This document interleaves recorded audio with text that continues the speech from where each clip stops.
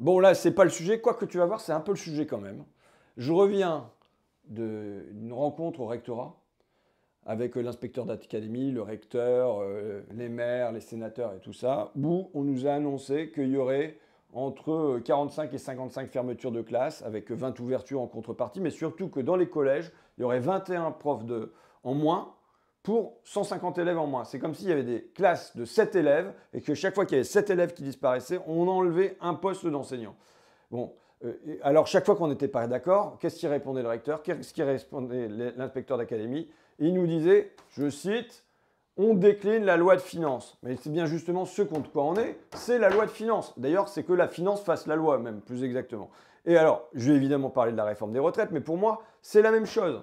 Les salaires qui stagnent, 2 ans de plus sur les retraites et des petits postes d'enseignants qui vont gratter à droite, à gauche, mais ça va être la même chose sur l'hôpital, ça va être la même chose sur la SNCF. C'est la même histoire. La même histoire, c'est quoi? Bah tiens, tu vois, je ne suis pas un mec rancunier parce que je vais faire de la pub pour le journal de mon ami Bernard Arnault, Les Échos. Qu'est-ce qu'il y avait mardi dernier en une? Tu la vois bien là? C'est bon? On la voit bien. Retraite, les derniers arbitrages. Bon, et donc là, ça y est, Borne le soir, elle a annoncé 2 ans de plus. Mais ce qui est intéressant, c'est que page 27, dans le même numéro, hein, toujours du mardi 10 janvier 2023, tu as quoi? Tu as dividende record pour les gens du CAC 40 en 2022. Et là, vous savez, l'infographie, on l'a agrandi. On est quand même passé, il y a 10 ans, de 36 milliards d'euros à 80 milliards d'euros en 2022. C'était plus que multiplié par 2, presque multiplié par 3. Je veux dire que si jamais on ne garde pas ça à l'esprit, l'immense gavage tient en haut pour les actionnaires. Si jamais c'est sorti du champ, de notre champ de vision, du champ de discussion, on a perdu.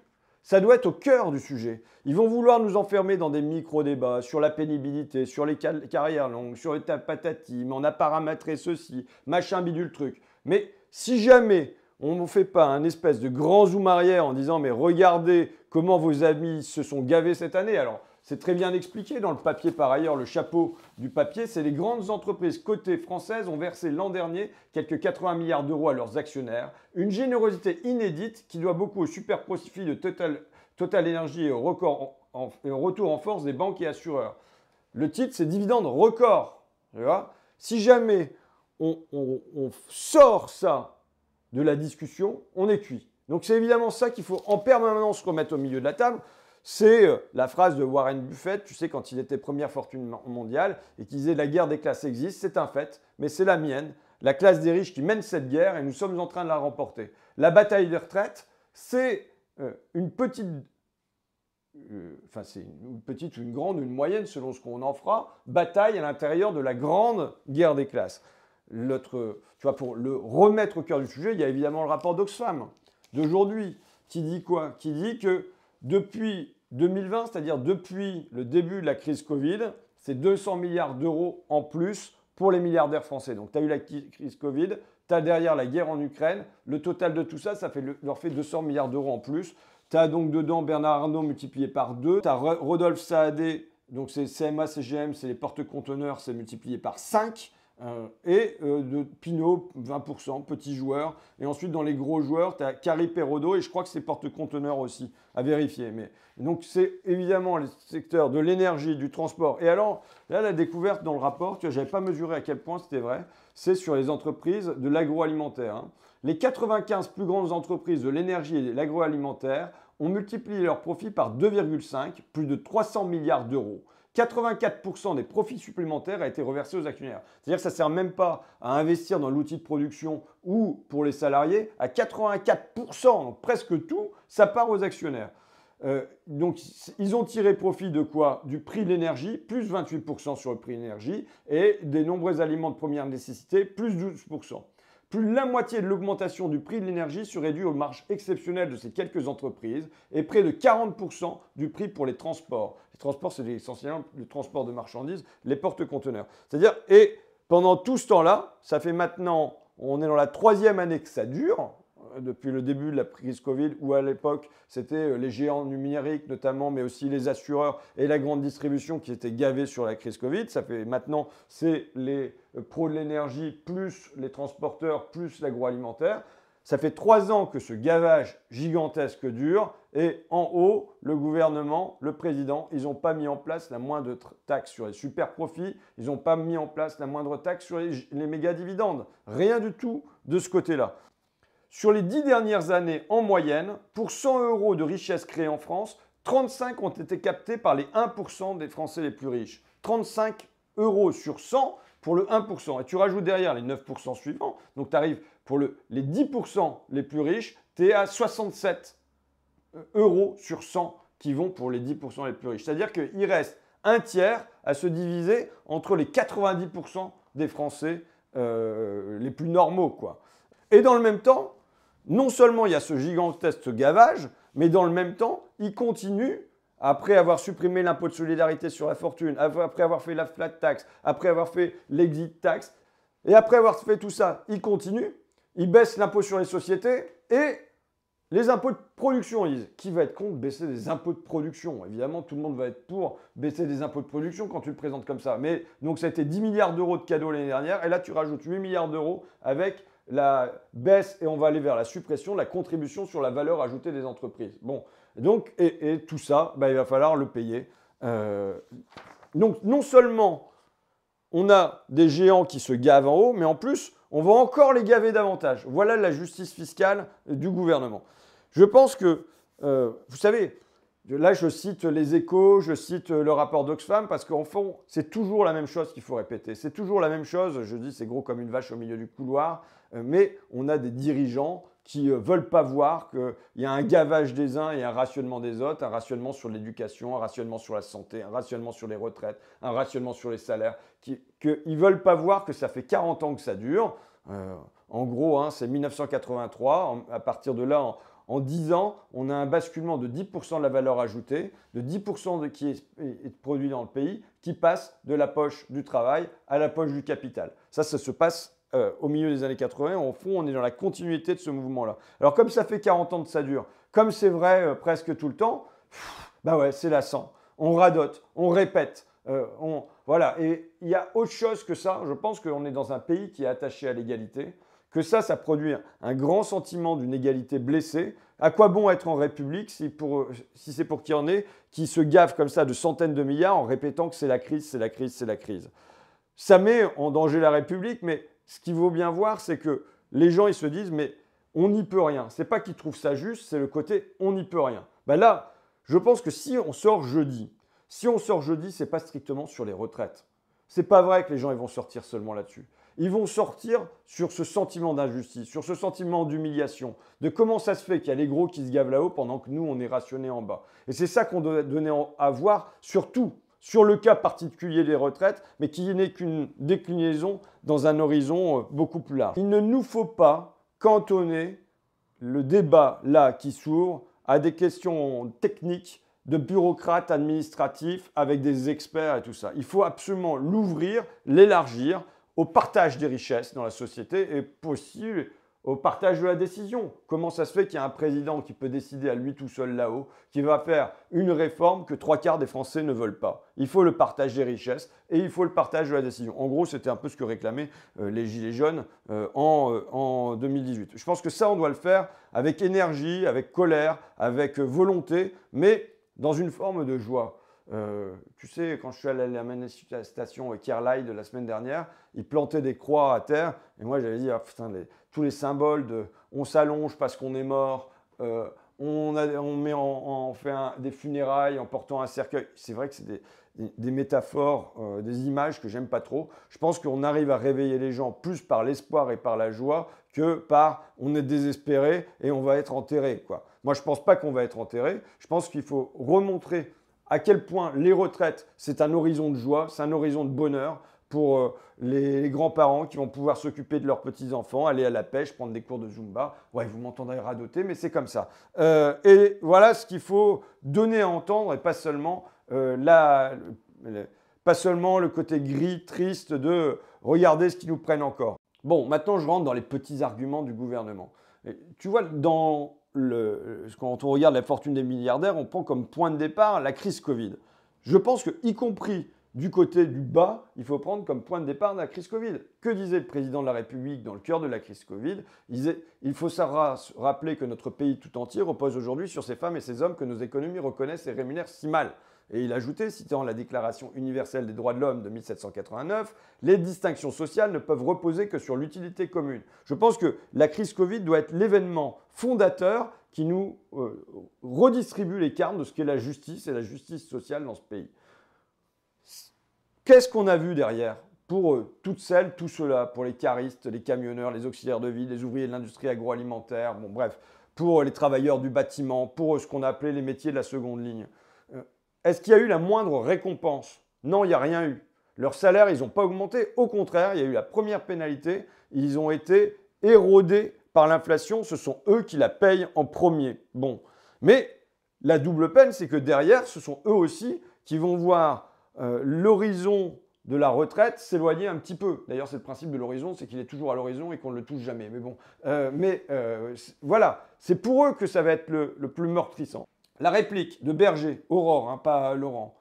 40% des Français les plus fragiles sont ceux qui sont le moins touchés par la réforme des retraites. Tu vois? Donc c'est en réponse à François Ruffin qui a indiqué dans RTL Soir que ce sont ceux que l'on devrait récompenser qui, à l'inverse, vont se retrouver pénalisés par cette mesure.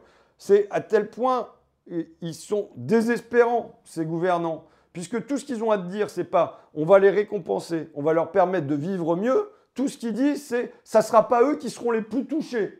Ils disent ils seront touchés, mais il ne faut pas qu'ils se plaignent parce qu'il y en a d'autres au-dessus, les intermédiaires, les soignants, les enseignants, qui sont sans doute figures de privilégiés et qui seront plus touchés qu'eux. Donc franchement, ils ont de la chance. C'est ça le raisonnement qui nous est proposé. Et Borne, elle continue dans le même truc. Les 20% les plus modestes sont ceux auxquels on demande le moins de travailler plus longtemps. C'est-à-dire, on va leur demander de travailler plus longtemps, mais ce n'est pas eux qu'on va le plus demander de travailler le plus longtemps. Bon, donc ils peuvent être heureux. Tu vois, le gars qui est travailleur du bâtiment, il peut être heureux. On va lui demander de travailler plus longtemps, mais c'est quand même aux soignants et aux enseignants qu'on va demander de travailler plus longtemps. Donc il peut être content.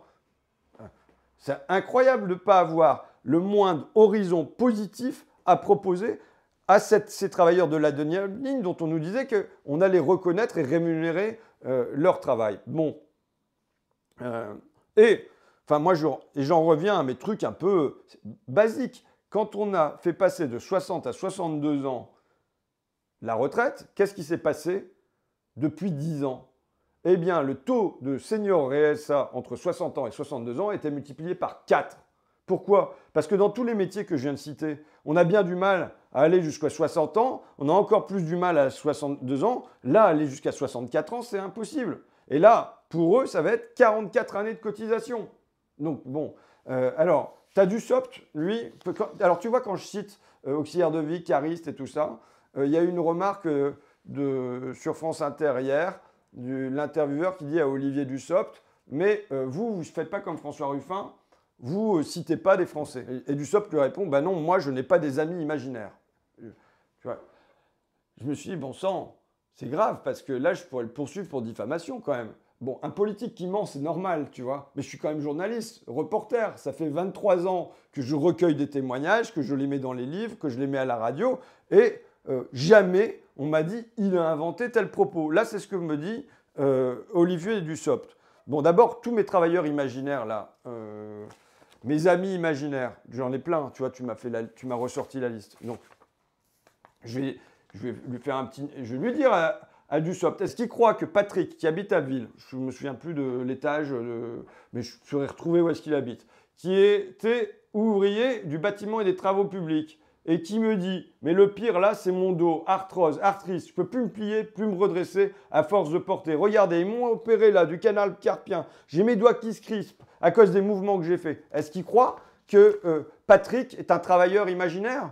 Rosita, c'est la mère de Damien qui était mon collab à la documentation, le poste qu'il occupait avant toi, Lou, et donc qui dit qu'elle souffre de polyarthrite. Ah, pourquoi? À force de porter des personnes âgées, et c'est pour ça qu'elle s'est retrouvée en invalidité. Est-ce que M. Dussopt pense que Rosita est une travailleuse imaginaire? Morissette, qui était agent d'entretien à Amiens, sur un pôle logistique chez ID Logistique, qui me disait, quand j'arrivais au boulot, comme j'avais une attelle et une genouillère, j'entendais « Ben voilà Robocop ». Pourquoi? Parce qu'elle avait des pansements partout.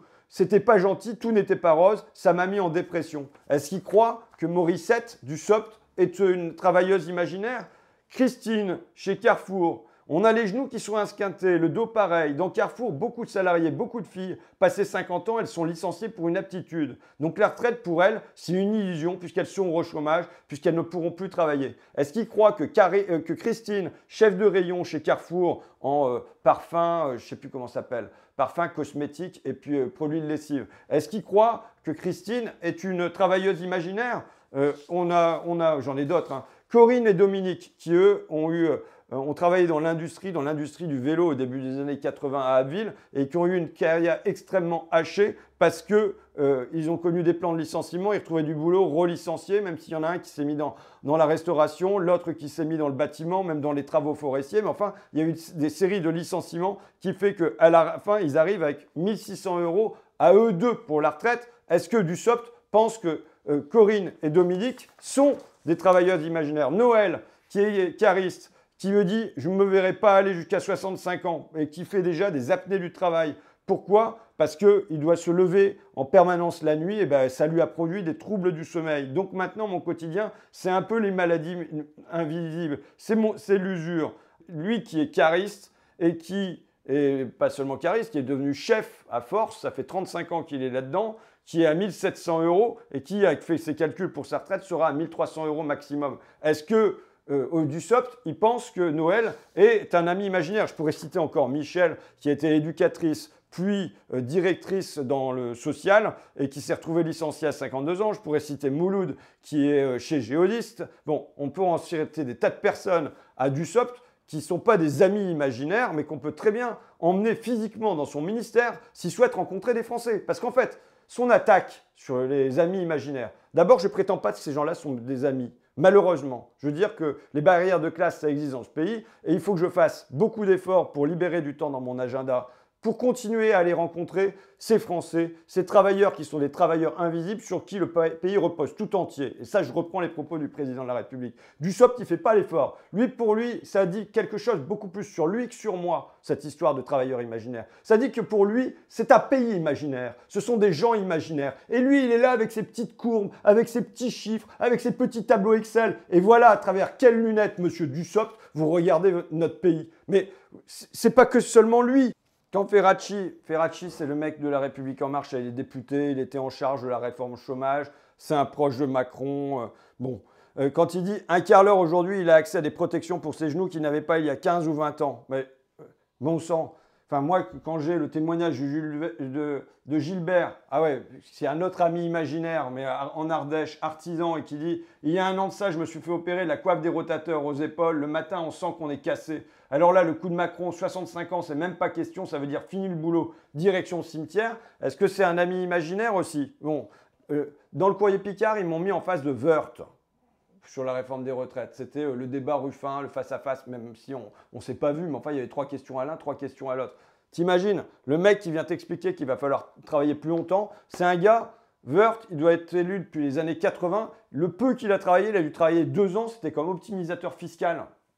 Et c'est ça qui vient t'expliquer comment Gilbert, il doit travailler. Bon, et ça, alors on peut dire, ah, Ruffin, il multiplie les témoignages de travailleurs comme ça, mais c'est pas la règle, ça a dû diminuer les gens qui ont des boulots physiques. Pour cela, peut-être qu'on pourrait faire des règles à part, aménager. Bon, non, mais attends, la réalité pour dire que nos témoignages, ils sont éclairés. Je rappelle cette statistique issue du ministère du Travail, qui dit que dans les années 80, il y avait 12% des salariés qui subissaient 3 contraintes physiques. Ça veut dire quoi? Ça veut dire porter des charges lourdes, se baisser régulièrement, être dans des postures pénibles. C'était 12% dans les années 80. On est passé à 34%. On se dit avec le numérique, la robotique, l'informatique, ça doit être devenu plus léger le travail. Ben non! C'est pas ça qui s'est passé. Au contraire, ça s'est alourdi pour les salariés. Alors, dans les employés du commerce et des services, c'est passé de 13 à 46%. Tu vois, ça a fait plus 33%. Mais c'est passé de 23 à 60% parmi les ouvriers qualifiés. Ça fait plus 37%. Et de la même manière. Ceux qui respirent des fumes ou des poussières, c'est 66% chez les ouvriers qualifiés. C'est 38% qui ont un bruit intense, 40% qui sont au contact de produits dangereux. Voilà ce qu'est le travail. Mais ça, c'est le travail vrai pour le travail physique, il s'est alourdi, mais c'est vrai aussi pour le travail mental. Les contraintes de rythme, devoir toujours ou souvent se dépêcher, avec des délais respectés en peu de temps, interrompre une tâche pour une note non prévue, avec des situations de tension avec le public, ça a explosé. C'est passé de 6% en 1984 à 35% aujourd'hui. Tu vois, c'est plus que multiplié par 6 en proportion. Ça fait plus 20 points chez les cadres, plus 30 points pour les professions intermédiaires, plus 27 points pour les employés, plus 45 points pour les ouvriers qualifiés.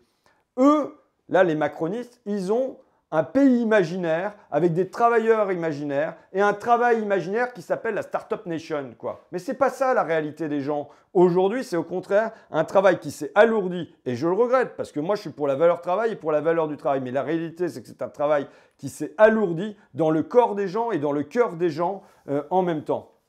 Tu vois, tu avais Macron, je l'avais déjà cité Macron, je ne sais pas si je l'ai là. Macron qui disait a déjà travaillé jusqu'à 62 ans, c'est bien difficile. Alors vous n'allez pas pouvoir aller expliquer aux gens qu'il faut aller travailler jusqu'à 64 ans. C'est pourtant ce qu'ils vont essayer de faire, là ils vont ramer. Bon, je vous lance une devinette, d'accord? Devinette. Qui déclarait cette volonté de reculer l'âge de la retraite est doublement injuste? D'abord qu'elle écarte d'emblée la recherche d'autres recettes, comme la mise à contribution de l'ensemble des revenus. Entre les niches fiscales et le bouclier du même nom, beaucoup pourrait être fait pour que l'effort ne porte pas sur les seuls salariés. On pourrait dire la même chose aujourd'hui, hein, parce que où est-ce que les dividendes sont mis à contribution? Où est-ce que Bernard Arnault, Vincent Bolloré et compagnie ils sont mis à contribution dans cette réforme? Nulle part.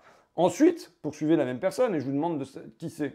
Ensuite, cette réforme est injuste aussi car elle fera porter l'effort par des générations nées après 1970. Par ailleurs déjà touchées par la précarité et un chômage historique, c'est-à-dire nos générations à nous. Bon, eh bien, qui déclarait ça? Qui déclarait que c'était doublement injuste? C'était notre ami imaginaire, M. Dussopt, quand il était socialiste en 2010. Maintenant, il a retourné sa veste très tranquillement. Il est avec Macron, il est dans son pays imaginaire des ministères, là. D'ailleurs, pour terminer dans la joie, je t'ai parlé de Casimir. Elle ne connaissait pas Casimir. Bah oui, je suis vieux. Il faut toujours qu'ils me fassent sentir que je suis vieux comparé à eux. Cette génération-là, des années après 70.